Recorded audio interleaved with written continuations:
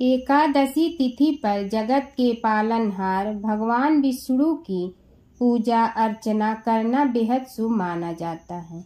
इस दिन विष्णु जी की विशेष विधि विधान से पूजा करने और उन्हें उनकी प्रिय चीजें अर्पित करने से साधक पर विष्णु जी की कृपा बनी रहती है। आज अजा एकादशी पर विष्णु को क्या चीजें अर्पित कर सकते हैं?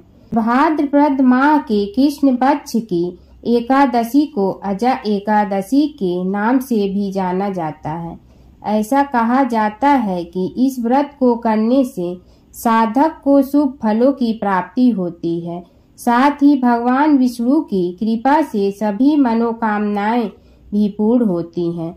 किस प्रकार अगस्त में आने वाली अजा एकादशी पर प्रभु श्री हरि को प्रसन्न कर सकते हैं? भाद्रपद माह के कृष्ण पक्ष की एकादशी तिथि 29 अगस्त को मध्यरात्रि 1:19 पर शुरू हो रही है। वहीं इस तिथि का समापन 30 अगस्त को मध्यरात्रि 1:37 पर होने जा रहा है। ऐसे में उदया तिथि के अनुसार अजा एकादशी का व्रत गुरुवार 29 अगस्त को रखा जाएगा। अजा एकादशी व्रत कथा। अर्जुन ने कहा, हे पुंडरीकाक्ष, मैंने श्रावण शुक्ल एकादशी अर्थात पुत्रता एकादशी का सविस्तार वर्णन सुना। अब आप कृपा करके मुझे भाद्रपद माह के कृष्ण पक्ष की एकादशी के विषय में भी बतलाइए। इस एकादशी का क्या नाम है तथा इसके व्रत का क्या विधान है? इसका व्रत करने से किस फल की प्राप्ति होती है?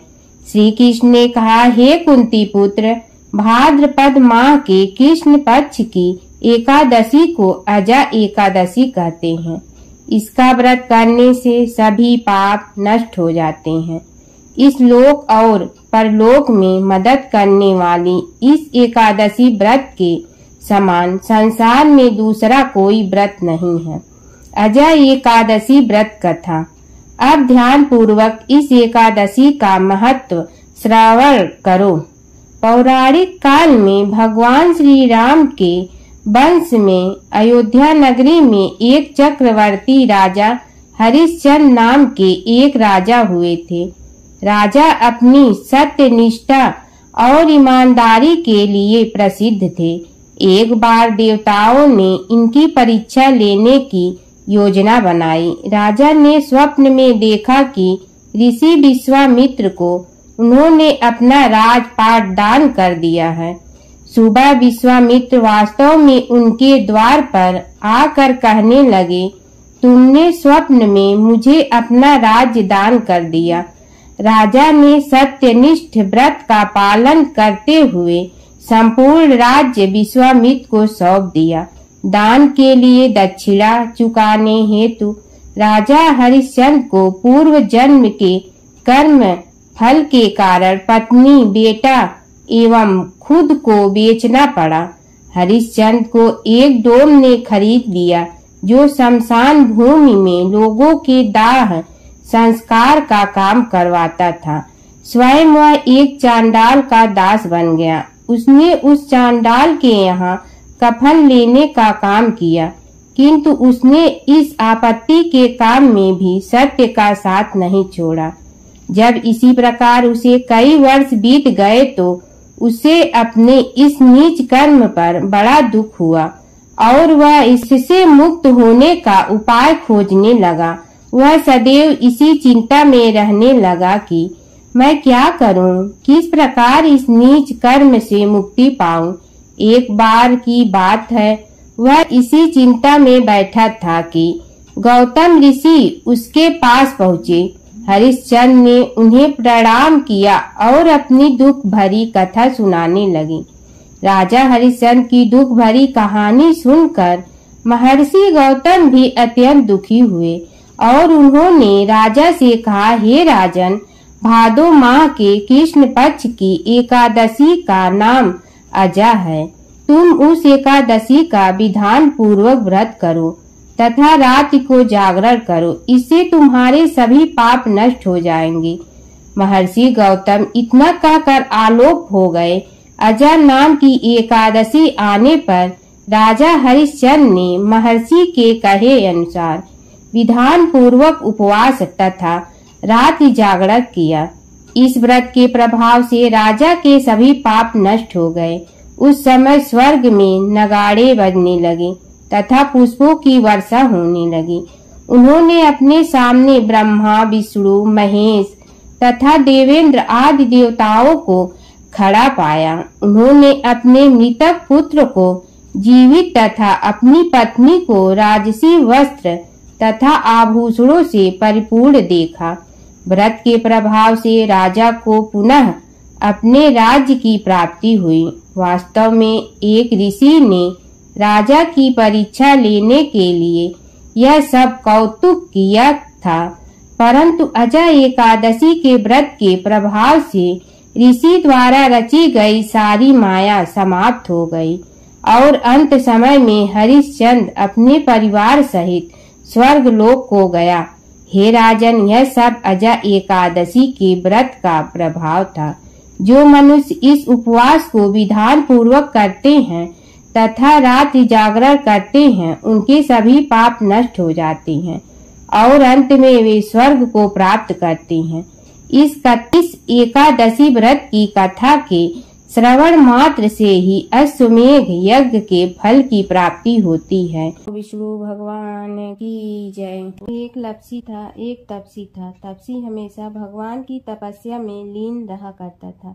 लपसी रोजाना 1.25 सेर की लपसी बनाकर भगवान को भोग लगाकर जीम लेता था। एक दिन दोनों लड़ने लगे। तपसी बोला, मैं रोज भगवान की तपस्या करता हूँ, इसलिए मैं बड़ा हूँ। लपसी बोला, मैं रोज भगवान को 1.25 सेर लपसी का भोग लगाता हूँ, इसलिए मैं बड़ा हूँ।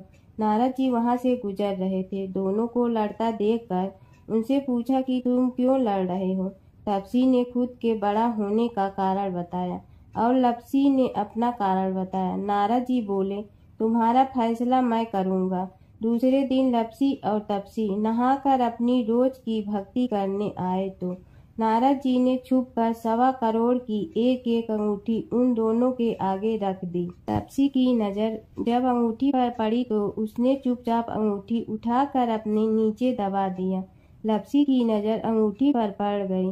उसने ध्यान नहीं दिया। भगवान को भोग लगाकर लपसी खाने लगा। नारद जी सामने आए तो दोनों ने पूछा कि कौन बड़ा है, तो नारद जी ने तपसी से खड़ा होने का कहा। वो खड़ा हुआ तो उसके नीचे दबी अंगूठी दिखाई पड़ी। नारद जी ने तपसी से कहा, तपस्या करने के बाद भी तुम्हारी चोरी करने की आदत नहीं गई है, इसलिए लपसी बड़ा है और तुम छोटे हो, फल भी नहीं मिलेगा। तपसी शर्मिंदा होकर माफी मांगने लगा। उसने नारद जी से पूछा, मुझे मेरी तपस्या का फल कैसे मिलेगा। नारद जी ने कहा, यदि कोई गाय और कुत्ते की रोटी नहीं बनाएगा तो फल तुझे मिलेगा। यदि कोई ब्राह्मण को भोजन करवा कर दक्षिणा नहीं देगा तो फल तुझे मिलेगा। यदि कोई साड़ी के साथ ब्लाउज नहीं देगा तो फल तुझे मिलेगा। यदि कोई दिए से दिया जलाएगा तो फल तुझे मिलेगा। यदि कोई सारी कहानी सुने लेकिन तुम्हारी कहानी नहीं सुने तो फल तुझे मिलेगा। उसी दिन से हर व्रत कथा कहानी के साथ लपसी तपसी की कहानी भी सुनी जाती है। ओम जय जगदीश हरे, स्वामी जय जगदीश हरे। भक्त जनों के संकट क्षण में दूर करे। ओम जय जगदीश हरे। जो ध्यावे फल पावे, दुख बिन से मन का। सुख संपत्ति घर आवे, कष्ट मिटे तन का। ओम जय जगदीश हरे। मात पिता तुम मेरे, शरण कहूँ किसकी। तुम विनय और न दूजा, आस करूँ जिसकी। ओम जय जगदीश हरे। तुम पूर्ण परमात्मा, तुम अंतर्यामी।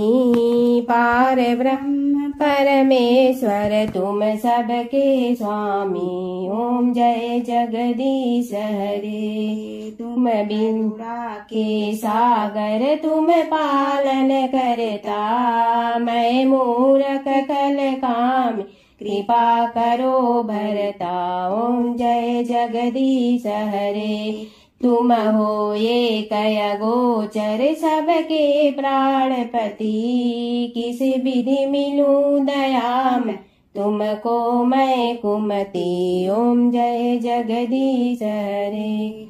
दीन बंधु दुख हरता तुम रक्षक मेरे, अपने हाथ उठाओ द्वार पड़ा तेरे, ओम जय जगदीश हरे। विषय विकार मिटा पाप हरो देवा, श्रद्धा भक्ति बढ़ाओ संतन की सेवा, ओम जय जगदीश हरे। तन मन धन सब तेरा स्वामी, सब कुछ है तेरा, तेरा तुझको अर्पण क्या लागे मेरा, ओम जय जगदीश हरे। जय जगदीश हरे स्वामी, जय जगदीश हरे। भक्त जनों के संकट क्षण में दूर करे, ओम जय जगदीश हरे स्वामी, जय जगदीश हरे।